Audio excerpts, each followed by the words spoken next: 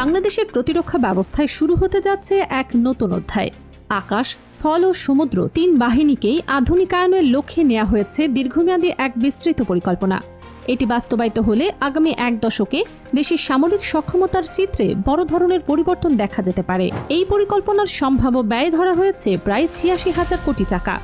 অঙ্কটি থেকে বোঝা যায় এটি কোনো সাধারণ উন্নয়ন কর্মসূচি নয়, বরং এটি এমন একটি কৌশলগত উদ্যোগ যার লক্ষ্য বাংলাদেশকে আরও আধুনিক, প্রযুক্তি নির্ভর ও আত্মনির্ভর প্রতিরক্ষা সক্ষমতার পথে এগিয়ে নেয়া। এই পরিকল্পনার অন্যতম গুরুত্বপূর্ণ দিক হল শুধু বিদেশ থেকে নতুন অস্ত্র সংগ্রহের উপর নির্ভর না করে ভবিষ্যতের যুদ্ধক্ষেত্রের চাহিদা মাথায় রেখে দেশের সামরিক কাঠামোকেও আধুনিকভাবে গড়ে তোলার উদ্যোগ নেওয়া হয়েছে। প্রথমেই আসা যাক সেনাবাহিনীর প্রসঙ্গে।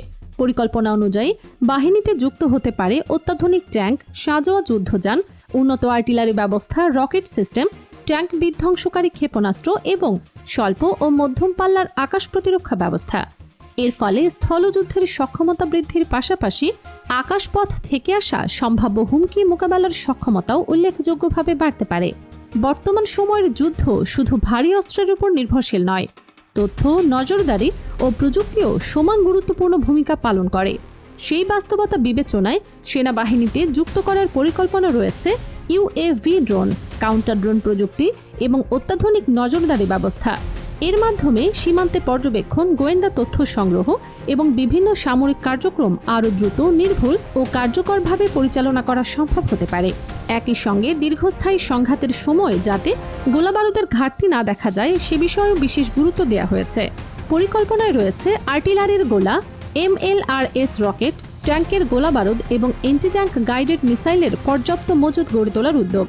অন্যদিকে সমুদ্রপথে প্রতিরক্ষা সক্ষমতা বাড়ানোর দিকেও সমান গুরুত্ব দেওয়া হয়েছে।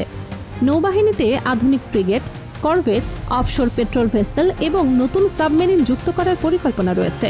পাশাপাশি সমুদ্রে নজরদারির জন্য বিভিন্ন ধরনের মানুষবিহীন প্ল্যাটফর্ম ব্যবহারের বিষয়টিও পরিকল্পনায় অন্তর্ভুক্ত রয়েছে। নতুন নৌঘাঁটি নির্মাণ, বিদ্যমান নৌঘাঁটির আধুনিকায়ন এবং দেশীয় জাহাজ নির্মাণ শিল্পকে আরও শক্তিশালী করার উদ্যোগও নেওয়া হয়েছে। ফলে বঙ্গোপসাগরে বাংলাদেশের উপস্থিতি ও কার্যক্ষমতা আরও শক্তিশালী হতে পারে।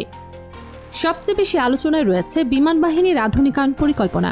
সরকারের তথ্য অনুযায়ী ফোর্সেস গোল 2030 বাস্তবায়নের অংশ হিসেবে চতুর্থ প্রজন্মের মাল্টিরোল কমব্যাট এয়ারক্রাফট, আধুনিক fighter jet, attack helicopter, antidrone system, electronic warfare প্রযুক্তি, মধ্যম পাল্লার সারফেস টু এয়ার মিসাইল এবং দীর্ঘ পাল্লার আধুনিক রাডার যুক্ত করার পরিকল্পনা রয়েছে। অর্থাৎ ভবিষ্যতের আকাশযুদ্ধের বাস্তবতা বিবেচনায় রেখেই বিমান বাহিনীকে আরও আধুনিক ও শক্তিশালী করে তোলার প্রস্তুতি নেওয়া হচ্ছে। তবে এই পুরো পরিকল্পনার সবচেয়ে গুরুত্বপূর্ণ দিক হতে পারে দেশের প্রতিরক্ষা শিল্পের বিকাশ।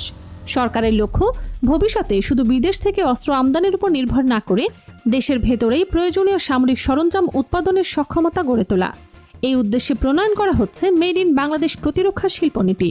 পাশাপাশি একটি ডিফেন্স ইন্ডাস্ট্রিয়াল জোন প্রতিষ্ঠার পরিকল্পনাও রয়েছে, যেখানে প্রযুক্তি হস্তান্তরের মাধ্যমে দেশেই আধুনিক সামরিক সরঞ্জাম উৎপাদনের সুযোগ তৈরি হবে। বর্তমানে বাংলাদেশে গোলাবারুদ, বিস্ফোরক, ক্ষুদ্র অস্ত্রের উপকরণ, সামরিক যানবাহনের যন্ত্রাংশ, যোগাযোগ সরঞ্জাম, পোশাক এবং সুরক্ষা সামগ্রী উৎপাদিত হচ্ছে। ভবিষ্যতে এই তালিকায় ড্রোন, উন্নত সেন্সর, ইলেকট্রনিক ওয়ারফেয়ার সরঞ্জাম সহ আরও উচ্চ প্রযুক্তির প্রতিরক্ষা ব্যবস্থা যুক্ত করার লক্ষ্য নির্ধারণ করা হয়েছে।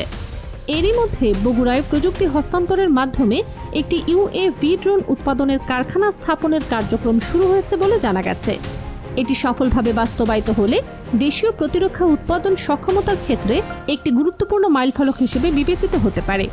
সরকারের পরিকল্পনা অনুযায়ী বিশ্ববিদ্যালয়, গবেষণা প্রতিষ্ঠান, শিল্প খাত এবং সশস্ত্র বাহিনীর সমন্বয়ে গড়ে তোলা হবে প্রতিরক্ষা গবেষণা ও উদ্ভাবনের একটি শক্তিশালী পরিবেশ।